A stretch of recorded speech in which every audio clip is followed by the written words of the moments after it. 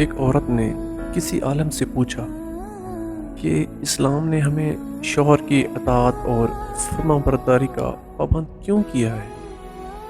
شوہر کو ہماری اطاعت کا پابند کیوں نہیں کیا؟ عالم نے پوچھا، تیرے کتنے بیٹے ہیں؟ عورت بولی، 3 بیٹے۔ اس پر عالم نے جواب دیا کہ اللہ نے تجھے ایک مرد کی اطاعت کا حکم دیا ہے اور 3 مردوں کو تیری اطاعت کا حکم دیا ہے۔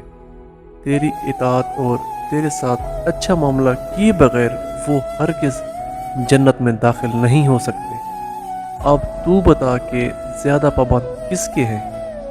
عورت نے جواب دیا، بے شک اسلام کی نعمت پر میں اللہ پاک کا شکر ادا کرتی ہوں۔